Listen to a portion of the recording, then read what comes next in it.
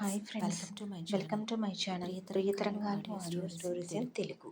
ఈ ఛానల్ మీకు నచ్చితే లైక్ చేసి మీ ఈ ఫ్రెండ్స్కి ఛానల్ షేర్ మీకు నచ్చితే చేయండి. లైక్ ఇంకా చేసి సబ్స్క్రైబ్ సబ్స్క్రైబ్ చేయండి. చేయండి. రుద్రాక్ష పార్ట్ 39. రుద్రాక్ష పార్ట్ 39. నేను అన్నది నిజమే కదా, నేనన్నది నిజమే కదా, ఎందుకలా మూతి ముడి చేసావు? ఎందుకలా మూతి ముడి చేసావు? నేనే మీ కంపెనీని నేనే మీ నడిపిస్తున్నాను కంపెనీని అని నేను నడిపిస్తున్నాను అని అనలేదండి. నేను అనలేదులేండి. అనలేదులేండి సార్, కాకపోతే వర్క్ కాకపోతే ఇబ్బంది వర్క్ అవుతుందా ఇబ్బంది అని అవుతుందా అడిగాను అని అంతే అడిగాను అంతే అంటూ మూతి తిప్పుతుంది. అంటూ మూతి తిప్పుతుంది. మరోసారి మూతి తిప్పావనుకో మరోసారి మూతి అయిపోతావు నా తిప్పావనుకో చేతుల్లో అంటూ అయిపోతావు నా హ్యాండ్ వాష్ చేతుల్లో చేసుకుని పద అంటూ హ్యాండ్ పెడదామంటూ వాష్ ముందుకు చేసుకొని నడుస్తాడు. పద వెళదామంటూ ముందుకు నడుస్తాడు. అనూప్‌ని అనూప్‌ని గుర్రుగా గుర్రుగా చూస్తూ చూస్తూ మరోసారి మరోసారి మూతి మూతి తిప్పుకుంటుంది తిప్పుకుంటుంది అనూప్‌కి అనూప్ కనపడకుండా. కనపడకుండా. "ఏం చేస్తున్నావు "ఏం వెనకాల?" చేస్తున్నావు వెనకాల?" అంటూ అడగగానే అంటూ "ఏమీ లేదు అడగగానే, శ్రీసర్" "ఏమీ అంటూ లేదు కంగారుగా శ్రీసర్" అంటూ ముందుకు వచ్చి కంగారుగా అతని పక్కన ముందుకు వచ్చి అతని నిలబడుతుంది. పక్కన అనూప్ నవ్వుకుంటూ ముందుకు నడుస్తాడు. బయటికి రాగానే చల్లటి గాలి వాళ్ళని పలకరించగా, "కొద్దిసేపు అక్కడ కూర్చుందామా శ్రీసర్" అంటూ ఒక చెట్టు కింద ఉన్న బెంచ్ చూపిస్తుంది. సరే అంటూ ముందుకు నడుస్తాడు. ఇద్దరూ వెళ్ళి చెట్టు కింద కూర్చుంటారు. ఇక 3 రోజుల్లో తను మరలా ఊరు వెళ్ళాలి అన్న విషయం గుర్తుకు వస్తుంది. కృతి, "హా శ్రీసర్, 3 రోజుల్లో అత్తని డిశ్చార్జ్ చేస్తారు కదా?" "అవును." "అప్పుడు అత్తని మా ఇంట్లో ఉంచు, అమ్మ చూసుకుంటుంది." "ఎందుకు, నేనున్నానుగా." "నేను, అఖిల్ ఇంకా వివేక్ ఊరెళ్తున్నాం. మరలా ఒక 2-3 రోజులు ఉండకపోవచ్చు. మేమెవ్వరం లేకుండా ఆకాష్ ఒక్కడు మేనేజ్ చేయలేరు. అందుకే అత్తని అమ్మ చూసుకుంటుంది. నువ్వు ఆఫీస్‌కి వెళ్ళు. మేము తిరిగి వచ్చేదాకా మీరు మా ఇంట్లోనే ఉండండి. తర్వాత కావాలి అంటే లీవ్ తీసుకో. ఏమంటావ్?" "మరలా ఊరికా?" అంటుంది భయంగా. "ఆ, ఎందుకంత భయం?" "పోయినసారి వెళ్ళినప్పుడు చేతికి దెబ్బ తాకించుకొని వచ్చారు. అందుకే నా భయం." ఆ క్షణం తన తల్లి అంజలిలానే అనిపిస్తుంది ఆకృతి. ఇద్దరికీ తనంటే చాలా ప్రేమ. ఒకసారి ఆకృతి వైపు చూసి, "నేను జాగ్రత్తగా ఉంటాను, సరేనా?" అంటూ లాలనగా చెప్తాడు. "నిజంగా జాగ్రత్తగా ఉంటారు కదూ?" "హా, జాగ్రత్తగా ఉంటాను" అంటాడు ఆమె కళ్ళల్లోకి సూటిగా చూస్తూ. అలాగే చూస్తూ ఉండిపోతుంది కొద్దిసేపు. ముందుగా తేరుకున్న అనూప్, "బాగున్నానా?" అంటూ అడుగుతాడు ప్రేమగా చూస్తున్న కృతి వైపు చూసి. "చాలా" అన్న ఆమె మాటకి నవ్వుతూ, "ఎంత బాగున్నాను?" అంటూ అల్లరిగా అడుగుతాడు ఆమె చెవి దగ్గరికి వచ్చి గుసగుసగా. అతని పెదవుల స్పర్శకి తేరుకొని, జరిగింది గుర్తుకు వచ్చి తలదించుకొని ఉండిపోతుంది చేతులు నలుపుకుంటూ. "వెళదామా మేడం?" అంటాడు ఆమెను డైవర్ట్ చేస్తూ. "హా సార్" అంటుంది. అనూప్ చిరునవ్వును పెదవంచున దాచేసి ముందుకు నడుస్తాడు. అతను ముందుకు తిరగగానే నవ్వుకుంటూ అతని వెనకే అనుసరిస్తుంది. అతను నడుస్తుంటే ఒక చిలిపి ఆలోచన కలిగి తలదించుకొని అతనెక్కడ అడుగులు వేస్తే అక్కడ అడుగులు వేస్తూ అతని అడుగుల్లో అడుగులు కలిపి ఆనందపడిపోతుంది. ఎదురుగా ఉన్న గ్లాస్ డోర్లో తన వేషాలు చూసి నవ్వుకుంటూ ముందుకు వెళ్ళిపోతాడు. ఇద్దరూ రూంలోకి వెళ్ళిపోతారు. కొద్దిసేపు మాట్లాడుకుంటారు. తర్వాత టాబ్లెట్స్ మత్తుకి సరస్వతి గారు పడుకుండిపోతారు. "పడుకునే పనైతే మీరు పడుకోండి, నేనెలానో మేలుకొనే ఉంటాను కదా" అంటాడు శ్రీ. "రోజూ మీరెందుకు సార్ మేలుకోవడం? ఈరోజు నేను మేలుకొని అమ్మని చూసుకుంటానులే. మీరు పడుకోండి." "పడుకునేదానికి నేను ఇక్కడికి ఎందుకు రావడం? చక్కగా ఇంటి దగ్గర నిద్రపోయేవాడిని కదా." ఏం మాట్లాడదు ఆ మాటకు ఆకృతి. "నా మాట విని పడుకోండి, నేను చూసుకుంటాను ఎప్పట్లా. మీరు రేపు చూసుకోండి, నేను వెళ్ళిపోతానప్పుడు.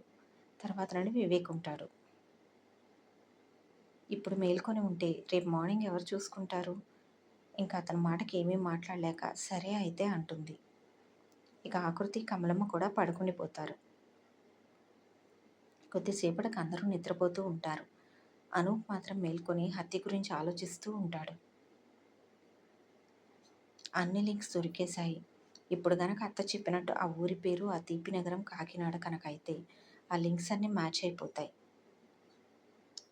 అతను తప్పకుండా అక్కడే దొరుకుతాడు. ఒక్కరోజు టైంలో అతని వివరాలు పట్టుకోగలిగితే తొందరగా అక్కడికి వెళ్ళిపోవచ్చు, అతన్ని కాపాడవచ్చు అనుకుంటూ ఆలోచనలో పడిపోతాడు. నిద్రపోకుండా మేల్కొని ఉండాల్సి రావడంతో రకరకాల ఆలోచనలు అతన్ని చుట్టుముట్టేస్తాయి. ఇంకా చాలా పనులున్నాయి అనుకుంటూ ఆలోచనలో పడతాడు. ఆ మూడో వ్యక్తిని కాపాడాలి, ఎలా అయినా కాపాడాలి. తర్వాత ఇక చంపే వాళ్ళ లిస్ట్ ఏమీ లేదు కనుక కమిషనర్ గారు కేరళలో బందీగా ఉంచిన వాళ్ళని హైదరాబాద్ పిలిపించాలి. అసలు వాళ్ళ వెనక ఎవరున్నారో, ఈ హత్యలు ఎందుకు చేస్తున్నారో మొత్తం బయటకు తీయాలి. త్రినేత్ర గారి మరణానికి అసలైన నివాళి అర్పించాలి. ఈ హత్యల వెనుకున్న వాళ్ళని చట్టానికి పట్టించి తగిన శిక్ష వేయించాలి. త్రినేత్ర గారి ఆస్తులన్నీ శ్రీలతామ్మ పేరు మీద, ఇంకా చందన పేరు మీద మార్పించాలి. వాళ్ళకు ఒక దారి చూపించాలి. అర్పితకి అఖిల్కి పెళ్లి చేసేయాలి. తర్వాత ఒక మంచి సంబంధం చూసి చందనకు కూడా పెళ్లి చేయాలి. నా కృతి డార్లింగ్ని నా జీవితంలోకి తెచ్చేసుకోవాలి నా భార్యగా. గాడ్, చాలా పనులున్నాయి. శివయ్య, ఉన్నట్లుండి నా జీవితాన్ని ఇంత బిజీగా మార్చేసావేంటయ్యా అనుకుంటాడు. గుడిలో ధ్యానంలో ఉన్న స్వామీజీ అనూప్ మాటలకు కళ్ళు తెరిచి నవ్వుకుంటాడు. అప్పుడే ఏమైంది బిడ్డ? ఇంకా నువ్వు చేయవలసిన అసలైన కార్యం ముందుంది. అదే నీ జీవితానికి పరమావధి. ఆ పని ఏమిటో నీకు తెలిసే రోజు తొందరలోనే ఉంది. ఒక్కొక్కటి ఛేదిస్తున్న కొద్దీ అసలు పని బయటపడుతుంది. అప్పుడు నువ్వు చేయవలసిన పని నిజమై నీ ముందు నిలుస్తుంది. గడ్డుకాలం బిడ్డ, వీరోచితంగా నువ్వు ముందుకు నడవాలి. అప్పుడే నువ్వు చేయవలసిన పని చేయగలవు అనుకుంటూ కళ్ళు మూసుకుంటారు ఆయన.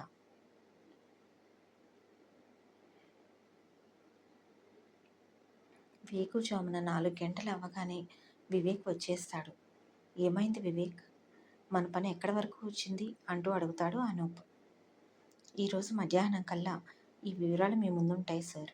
గుడ్, సరే ఇక నేను బయలుదేరుతాను అంటూ లెగుస్తాడు అనూప్.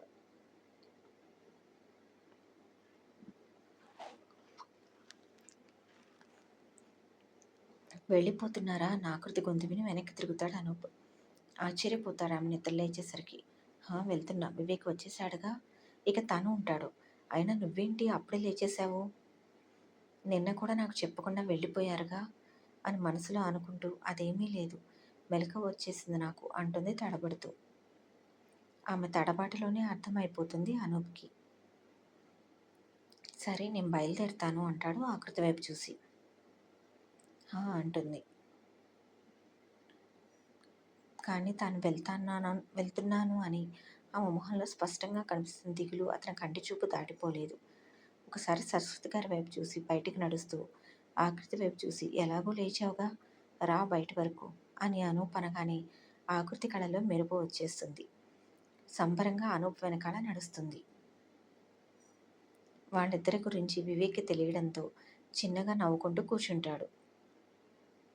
అనూప్తో పాటు బయటకు నడుస్తూ మధ్య మధ్యలో అతన్ని చూస్తూ ఉంటుంది. ఏమైనా చెప్పాలా అంటూ అడుగుతాడు అతడు అది గమనించి. ఈరోజు కూడా వస్తారుగా అంటూ అడుగుతుంది. రానా వద్దా? రండి రండి అంటుంది కంగారుగా. రోజు ఇదే పని నాకు అంటాడు సరదాగా. ఆ మాట కళ్ళల్లో నీళ్లు తిప్పేసుకుంటుంది ఆకృతి. నిజమే సార్, మీ ఇష్టం అంటూ తలదించేస్తుంది. ఇప్పుడు నేను ఏమన్నానని? ఆ ఏడుపు సరదాగా అన్నాను. ఒక్క చుక్క నీ కంటి గడప దాటి బయటకు వచ్చినా ఇక అసలు ఈ హాస్పిటల్ కాంపౌండ్లోనే అడుగుపెట్టను అంటాడు సీరియస్గా. అతని మాటలకు కంగారుగా కళ్ళు తుడిచేస్తుంది నీళ్లు బయటకు రాకుండా. నేను నీకు ఆల్రెడీ చెప్పాను, నీ కళ్ళల్లో నీళ్లు నాకు ఇష్టం ఉండవు అని.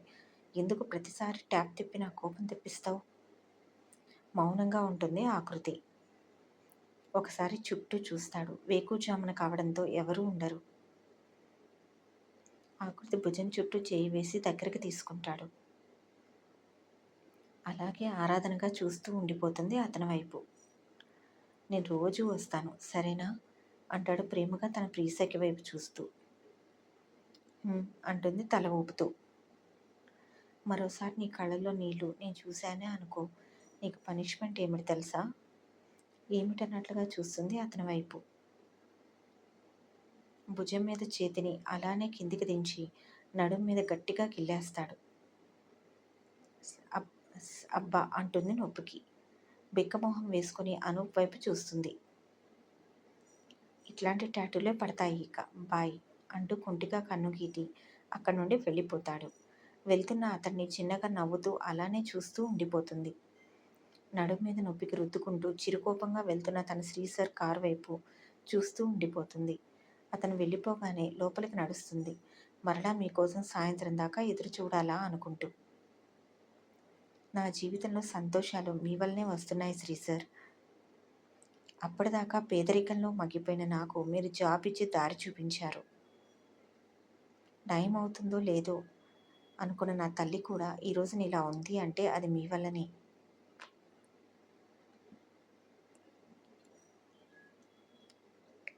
ఏమిచ్చి మీ రుణం తీర్చుకోవాలి? మీ మీద పిచ్చి ప్రేమను పెంచేసుకున్నాను. ఇది చివరికి ఎక్కడికి దారి తీస్తుందో అనుకుంటూ ఆలోచిస్తూ లోపలికి వెళ్ళిపోతుంది. ఈ స్టోరీ నచ్చితే సబ్స్క్రైబ్ చేయండి.